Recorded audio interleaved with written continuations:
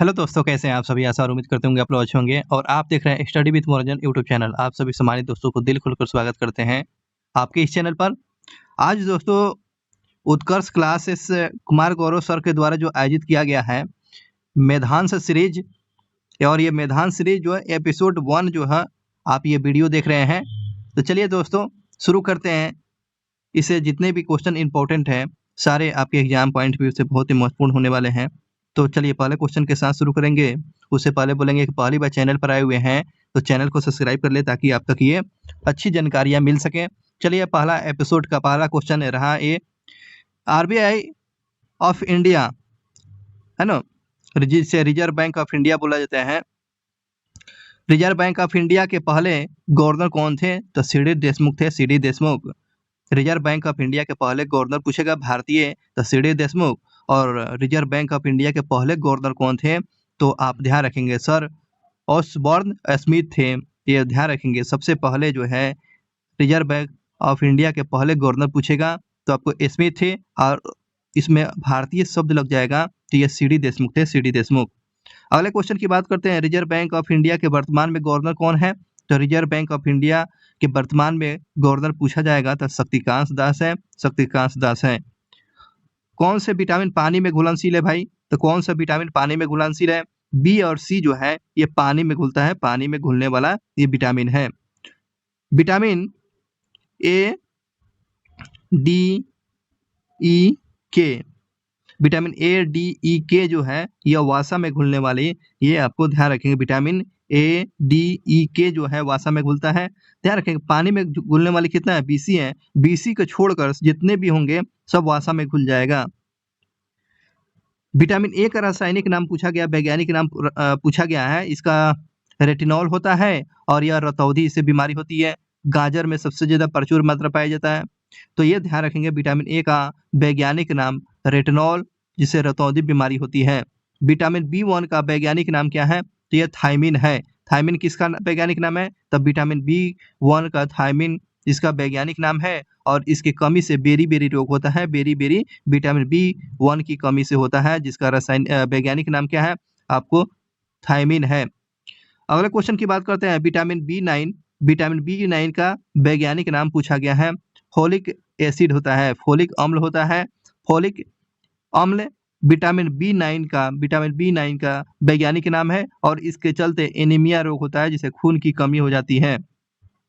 Vitamin B12 का वैज्ञानिक नाम क्या है? साइनोकोबालेमिन होता है, साइनोकोबालेमिन आपको विटामिन B12 का वैज्ञानिक नाम, और इसके कमी से कोबाल्ट इसका कमी से। विटामिन सी के वैज्ञानिक नाम क्या है? तो विटामिन सी का वैज्ञानिक नाम पूछेगा तो आपका एस्कॉर्बिक एसिड, एस्कॉर्बिक अम्ल होता है और इसमें एस्कॉर्बिक रोग होता है, जो मसूड़े से खून आना, और ये खट्टे पदार्थों में पाया जाता है विटामिन सी। अगले क्वेश्चन पर चलते हैं दोस्त। विटामिन डी का वैज्ञानिक नाम पूछा गया है। विटामिन डी का वैज्ञानिक नाम कैल्सीफेरॉल होता है। कैल्सीफेरॉल किसका नाम होता है? विटामिन डी का, और इसके रिकेटस होता है, और इसकी कमी से हड्डी का कमजोर हो जाना। और ये जो ध्यान रखेंगे विटामिन डी जो है एक हार्मोन विटामिन के नाम से भी जाना जाता है, हार्मोन विटामिन के नाम से भी इसे जानते हैं। विटामिन ई का वैज्ञानिक नाम क्या है? टेकोफेरॉल है। टेकोफेरॉल किसका वैज्ञानिक नाम है? तो विटामिन ई का, और ये विटामिन ई का इसे कमी हो जाने के बाद बांझपन होता है, बांझपन जिसे बच्चे पैदा की संतान उत्पत्ति की क्षमता घट जाती है, और इसे अंकुरित गेहूं खाना चाहिए। अंकुरित गेहूं खाइए, ठीक है। और विटामिन ई का आप नाम जान चुके हैं, वैज्ञानिक नाम टेकोफेरॉल दोष होता है और इसके कमी से बांझपन होता है। आगे बढ़ते हैं। विटामिन के का वैज्ञानिक नाम क्या है? तो विटामिन के का आपको फिलोकेल्विन होता है, फिलोकेल्विन जो होता है इसका विटामिन ई का, विटामिन के का वैज्ञानिक नाम होता है। और इसके अगर कट जाता है तो आपको ब्लड क्लोटिंग नहीं होगा, ब्लड नहीं जम पाता है, तो इस बात को ध्यान रखेंगे। अगले क्वेश्चन पर चलते हैं दोस्त कि वो कौन सा विटामिन रक्त का थक्का जमने में काम आता है? तो विटामिन के काम आता है। वो कौन सा विटामिन जो है रक्त को थक्का जमाने में काम आता है भाई? तो ये विटामिन के आता है। गांधी इरविन समझौता कब हुआ था भाई? तो गांधी इरविन समझौता 5 मार्च 1931 को हुआ था। 5 मार्च 1931 को गांधी इरविन समझौता हुआ था। कहीं-कहीं 4 मार्च देता है। 4 मार्च देगा तो 4 मार्च बनिएगा और सबसे जानकारी ये 5 मार्च आपको 1931 ध्यान रखेंगे। शिकागो किस झील के किनारे बसा हुआ है? शिकागो किस झील के किनारे बसा हुआ भाई? तो ये मिशिगन झील के किनारे ये शिकागो बसा हुआ है, शिकागो। धुआंधार जलप्रपात किस नदी पर स्थित है भाई? तो ये धुआंधार जलप्रपात आपको मध्य प्रदेश में, ये नर्मदा नदी पर बसा हुआ है। धुआंधार जलप्रपात पूछेगा तो ये मध्य प्रदेश में, ये आपको नर्मदा नदी पर पर ये आधारित है। इस पर आपको धुआंधार जलप्रपात देखने को मिलेगा। विश्व का सबसे मीठे पानी का झील पूछेगा तो आपको सुपीरियर झील आपको अमेरिका में देखने मिलेगा। आपको विश्व का सबसे मीठे पानी का झील आपको सुपीरियर है। और भारत में पूछेगा तो बुलर झील जम्मू कश्मीर में, बुलर झील जम्मू कश्मीर में। और वहीं लौड़िया झील या नमकीन झील तो यह चिल्का झील का होता है, चिल्का झील। और विश्व में आपको वान झील का सबसे ज्यादा नमकीन वाला जल होता है। अगले क्वेश्चन पर चलते हैं कि राष्ट्रपति के क्षमादान की शक्ति किस आर्टिकल में है? तो राष्ट्रपति को क्षमादान करने की शक्ति आर्टिकल 72 में है, जबकि राज्यपाल को जो है आर्टिकल 161 में दिया गया है। राज्यपाल को क्षमादान की शक्ति किस आर्टिकल में राज्यपाल को 161 में दिया गया है। और वहीं राष्ट्रपति को 72 आर्टिकल में दिया गया है, ध्यान रखेंगे।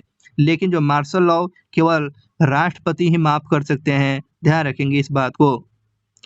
अगले क्वेश्चन की बात करते हैं, दशकीय आधार पर जनगणना कितने वर्षों की में प्रारंभ होती है? किसके काल में प्रारंभ हुआ था, ये क्वेश्चन पूछ रहा है। तो ध्यान रखेंगे तो ये 10 सालों पर तो होता है अभी वर्तमान समय में। तो ये ध्यान रखेंगे दशकीय आधार पर मतलब कि 10 सालों के पर जनगणना कराया जाएगा। यह कार्यकाल उस समय किसका था? तो रिपन के समय 1881 में हुआ था भाई। 1881 में रिपन के समय में दशकीय जनगणना कार्यक्रम शुरू किया गया था। और भारत में जनगणना की शुरुआत आपको जान चुके हैं 1872 में लॉर्ड मेयो के आपको गवर्नरशिप के समय में हुआ था। भारत में जो है जनगणना की शुरुआत सर्वप्रथम 1872 में लॉर्ड मेयो के समय में, और दशकीय जनगणना आपको 10 वर्षों पर आपको 1881 में रिपन के समय में। ये बात हमेशा ध्यान रखेंगे। काकोरी ट्रेन डकैती कब हुआ था? काकोरी ट्रेन डकैती आपको 9 अगस्त को 1915 को हुआ था, जिसे काकोरी एक्शन ट्रेन बोला जाता है। अब इसको क्या नाम कर दिया गया? काकोरी एक्शन ट्रेन कर दिया गया है, काकोरी एक्शन ट्रेन कर दिया गया है। अगले क्वेश्चन पर चलता है, सरोजिनी नायडू ने किस अधिवेशन में कांग्रेस की अध्यक्षता किया हुआ था? सरोजिनी नायडू को भारत का कोकिला बोलते हैं। और उसके बाद सरोजिनी नायडू ने कांग्रेस का कौन सा अधिवेशन का अध्यक्षता किया था? तो 1925 में कानपुर के अधिवेशन किया था। तो बात ध्यान रखेंगे 1925 में कानपुर के अधिवेशन सरोजिनी नायडू ने किया हुआ था, ठीक है। और कांग्रेस की पहली महिला अध्यक्ष कौन बनी हुई थी? आपको एनी बेसेंट 1917 में बनी हुई थी, एनी बेसेंट 1917 में। और भारतीय महिला कौन बनी हुई थी कांग्रेस की पहली बार अध्यक्ष? तो आपको 1925 में कानपुर के अधिवेशन का अध्यक्षता सरोजिनी नायडू ने किया था, सरोजिनी नायडू ने किया था। जबकि ध्यान रखेंगे एनी बेसेंट जो थी 1917 में कांग्रेस की अध्यक्षता चुनी गई थी, ध्यान रखेंगे। कांग्रेस की पहली महिला अध्यक्ष कौन थी? तो आपको कांग्रेस की पहली भारतीय महिला पूछेगा, ये आपको सरोजिनी नायडू थी। एशिया विकास बैंक का मुख्यालय कहाँ है? तो मनीला है, फिलीपींस की राजधानी मनीला। इस बात को ध्यान रखेंगे। चलिए आगे बात करते हैं। रेबीज के टीके की खोज किया हुआ था कौन? लुईस पास्चर ने किया था। रेबीज को हाइड्रोफोबिया भी बोलते हैं। रेबीज को क्या बोलते हैं दोस्त? तो हाइड्रोफोबिया के नाम से भी रेबीज को बोला जाता है, जिसे लुई पास्चर ने खोज किया था। रेबीज एक वायरस होता है, तो हेवेड्रो वायरस होता है, हेवेड्रो वायरस होता है। चेचक का फर्स्ट टीका की खोज कौन किया था? एडवर्ड जेनर ने किया था। चेचक का फर्स्ट टीका का खोज आपको एडवर्ड जेनर के द्वारा खोजा गया था। अगले क्वेश्चन पर चलते हैं। 2011 के जनगणना आयुक्त किसको बनाया गया था? तो 2011 के जनगणना के आयुक्त किसको बनाया गया था? सी चंद्रमौली को 2011 का जनगणना का आयुक्त किसको नियुक्त किया गया था? तो सी चंद्रमौली को नियुक्त किया गया था। 2011 का जनगणना का थीम क्या था? तो 2011 के जनगणना का थीम था our census our future, our census our future इसका थीम रखा गया था। क्षेत्रफल की दृष्टि से भारत का सबसे बड़ा राज्य कौन को है? तो आपको राजस्थान सबसे बड़ा क्षेत्रफल की दृष्टि से सबसे बड़ा राज्य है। और क्षेत्रफल के क्षेत्रफल के अनुसार भारत का सबसे छोटा राज्य पूछेगा तो ये गोवा है, गोवा। बड़ा राज्य आपको राजस्थान है, गोवा छोटा हो जाएगा, गोवा हो जाएगा। जनसंख्या पॉपुलेशन अधिकतम कहाँ है? तो उत्तर प्रदेश में सबसे ज़्यादा जनसंख्या का आबादी देखने को मिलता है। और न्यूनतम जनसंख्या पॉपुलेशन कहाँ देखने को मिलेगा? यह सिक्किम में सबसे कम देखने को मिलेगा और सबसे ज़्यादा उत्तर प्रदेश में सबसे ज़्यादा जनसंख्या है। और जनसंख्या में अधिकतम पॉपुलेशन घनत्व तो पूछेगा तो बिहार में है और भारत में नई दिल्ली में देखेंगे, नई दिल्ली में आपको भी देखने को मिलेगा। जनसंख्या न्यूनतम पॉपुलेशन घनत्व पूछेगा, पॉपुलेशन घनत्व में कौन? तो अरुणाचल प्रदेश। तो 1 किलोमीटर में 17 व्यक्ति निवास करते हैं, जो आपको अरुणाचल प्रदेश में देखने को मिलता है। जनसंख्या के अनुसार अधिकतम साक्षरता दर किस राज्य का है? तो आपको केरल राज्य में सबसे ज़्यादा साक्षरता दर है और उसमें केंद्र शासित प्रदेश में लक्षद्वीप में सबसे ज़्यादा साक्षरता द्वीप है। जनसंख्या के अनुसार न्यूनतम साक्षरता दर कहाँ देखने को मिलता है? तो आपको न्यूनतम साक्षरता दर आपको बिहार में और आपको केंद्र शासित प्रदेश में दादर और नगर हवेली में आपको देखने को मिलता है। न्यूनतम जनसंख्या घनत्व की बात बोला है। अगले क्वेश्चन पर चलते हैं कि जनगणना के अनुसार अधिकतम लिंगानुपात कहाँ है? तो आपको केरल में है। तो जनगणना के अनुसार जो है अधिकतम लिंगानुपात कहाँ देखने को मिलता है? केरल में देखने को मिलता है। जनगणना के अनुसार न्यूनतम लिंगानुपात कहाँ देखने को मिलता है? न्यूनतम लिंगानुपात आपको हरियाणा में देखने को मिलता है और अधिकतम लिंगानुपात आपको केरल में, न्यूनतम पूछेगा आपको हरियाणा में। नवीनतम यूटी कौन बना हुआ है? तो आपको लद्दाख बना हुआ है। केंद्र शासित प्रदेश बना हुआ है, केंद्र शासित प्रदेश कौन बना है? तो आपको लद्दाख बना हुआ है। कब से? 31 अक्टूबर 2019 से बना हुआ है, 2019 से बना हुआ है।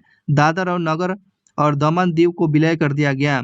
दादर और नगर हवेली और दमन दीव को कब विलय कर दिया गया? 26 जनवरी 2020 में कर दिया गया है। 26 जनवरी 2020 को दादर और नगर हवेली और दमन दीव को एक साथ मिला दिया गया है। माजुली द्वीप किस राज्य में है दोस्त? ये आपको असम में है, ये ब्रह्मपुत्र नदी पर। माजुली द्वीप जो है आपको असम में, यह ब्रह्मपुत्र नदी पर है, ब्रह्मपुत्र नदी पर।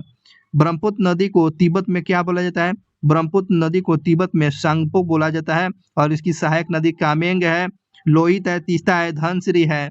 ये आपको ब्रह्मपुत्र नदी को आपको तिब्बत में सांगपो बोलते हैं। इसकी सहायक नदी कामेंग, लोहित, तीस्ता, धनसिरी इसका सहायक नदियां है।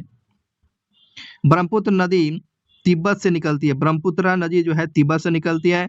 ब्रह्मपुत्र नदी को अरुणाचल प्रदेश में क्या बोला जाता है? तो दिहांग बोला जाता है। ब्रह्मपुत्र नदी को अरुणाचल प्रदेश में दिहांग बोला जाता है, लेकिन आपको ब्रह्मपुत्र नदी को तिब्बत में क्या बोलते हैं? सांगपो बोला जाता है, सांगपो बोला जाता है। इस बात को ध्यान रखेंगे। चलिए आगे बढ़ते हैं। असम में इसे ब्रह्मपुत्र बोलते हैं। असम में ब्रह्मपुत्र को ब्रह्मपुत्र बोला जाता है। ब्रह्मपुत्र नदी को बांग्लादेश में क्या कहा जाता है? तो ये जमुना बोला जाता है। आपको ब्रह्मपुत्र नदी को बांग्लादेश में जमुना बोला जाता है, जमुना बोला जाता है, ध्यान रखेंगे। गंगा नदी पद्मा नदी में विलय होने पर यह क्या कहलाती है? तो ये पद्मा कहलाती है। तो आपको गंगा और ब्रह्मपुत्र जो मिल जाती है उसको पद्मा कहलाती है। गंगा और ब्रह्मपुत्र मिलने पर यह पद्मा बोला जाता है। जहाँ डेल्टा बनाई जाएगी उसको क्या बोलेंगे? जहाँ डेल्टा बनाई जाती है उसी को मेघना कहा जाता है। देखिएगा, गंगा ब्रह्मपुत्र में मिलने पर यह पद्मा कहलाती है, लेकिन जहाँ पर डेल्टा बनाती है उसको क्या बोलेंगे? तो ये मेघना कहा जाता है, मेघना कहा जाता है। जनसंख्या किस सूची का विषय है भाई? तो ये समवर्ती सूची का विषय है। जनगणना आपको पूछेगा, ये संघ सूची का विषय है। जनसंख्या पूछेगा, जनसंख्या पॉपुलेशन आपको समवर्ती सूची है और जनगणना आपको संघ सूची का विषय है, संघ सूची का विषय है। दूध से दही बनने में किस आपको जीवाणु का उपयोग किया जाता है? तो आपको जीवाणु का उपयोग किया जाता है किसका? तो लैक्टोबैसिलस का प्रयोग किया जाता है। दूध से दही बनने में लैक्टोबैसिलस का प्रयोग होता है। कांग्रेस की पहली महिला अध्यक्ष कौन थी? तो एनी बेसेंट थी भाई, ये रिपीटेड क्वेश्चन है। पहली पंचवर्षीय योजना किस मॉडल पर आधारित था? आपको हाँ तो इसको याद रखेंगे। 1951 से लेकर 56 का समय जो था पहली पंचवर्षीय योजना का था, लेकिन मॉडल पूछा गया है header model, header Domar model पर आधारित था। हेडर डोमर मॉडल पर आधारित ये था आपको प्रथम पंचवर्षीय योजना। अगले क्वेश्चन की बात करते हैं। Rourkela steel plant Rourkela steel plant किस देश के सहयोग से लगाया गया है? तो जर्मनी के सहयोग से लगाया गया है। और राउरकेला प्लांट कहाँ देखने को मिलता है? ये उड़ीसा में देखने को मिलता है। उड़ीसा में राउरकेला प्लांट जो है ये देश पूछेगा जर्मनी से, और ये उड़ीसा में है, उड़ीसा में। महालनोबिस मॉडल पर आधारित, यह महालनोबिस मॉडल पर आधारित है। चलिए आगे बात करते हैं। भिलाई छत्तीसगढ़, राउरकेला, दुर्गापुर, उड़ीसा और पश्चिम बंगाल में स्थापित हो चुका है। आगे बढ़ते हैं। भिलाई की स्थापना किसकी सहयोग से हुआ है? तो चलिए बात करते हैं। भिलाई की स्थापना जो है, भिलाई की स्थापना रूस की सहयोग से किया गया है, रूस की सहयोग से किया गया है। राउरकेला की स्थापना जो है, राउरकेला की जर्मनी के सहयोग से हुआ है। राउरकेला प्लांट की स्थापना आपको जर्मनी के समय से, अब भिलाई संयंत्र जो है आपको रूस के सहयोग से, भिलाई आपको रूस के सहयोग से हुआ है। और दुर्गापुर संयंत्र जो है आपको इंग्लैंड के सहयोग से हुआ है। आपको ध्यान रखेंगे, दुर्गापुर आपको इंग्लैंड, राउरकेला आपको जर्मनी, भिलाई आपको रूस से। इस बात को हमेशा ध्यान रखेंगे, अक्सर एग्जाम में पूछे गए हैं। चलिए आगे बढ़ते हैं क्वेश्चन पर। दुर्गापुर आपको तो इंग्लैंड से हो गया, राउरकेला आपको जर्मनी, भिलाई आपको रूस हो गया। भारत में न्यूनतम जनसंख्या किस राज्य में है? तो सिक्किम में। न्यूनतम जनसंख्या पूछेगा तो यह सिक्किम में है। ओजोन छिद्र की खोज किसने किया था? फोरमैन ने किया है। ओजोन छिद्र का खोज किसने किया? यह फोरमैन के द्वारा खोज किया गया है। फोरमैन के द्वारा ओजोन छिद्र का खोज किया गया। ओजोन परत दिवस आपको 16 सितंबर को मनाया जाता है, 16 सितंबर को मनाया जाता है। रिकेटस रोग से संबंधित किस विटामिन से है? तो विटामिन डी है। तो रिकेटस रोग जो है, जो हड्डी के आपको कमजोर हो जाता है, इसमें आपको ध्यान रखेंगे विटामिन डी की कमी से होती है। 10वीं अनुसूची में वो कौन सा संशोधन जोड़ी गई? तो 10वीं अनुसूची में दल बदल कानून को जोड़ा गया आपको 52वां अमेंडमेंट के द्वारा। दल बदल को रोकने के लिए आपको 10वां अमेंडमेंट जो किया गया था 10वीं अनुसूची में जोड़ा गया। कौन? तो 10वां अनुसूची में जोड़ा गया संविधान संशोधन के द्वारा आपको 10वां दल बदल से रोकने के लिए आपको 52वां संविधान संशोधन किया गया था, 52वें अमेंडमेंट किया गया था। इस बात को ध्यान रखेंगे। चलिए आगे बढ़ते हैं। रोनाल्ड रॉस किस रोग के उपचार के महत्वपूर्ण योगदान दिया? तो मलेरिया। और आज 25 ध्यान रखेंगे 25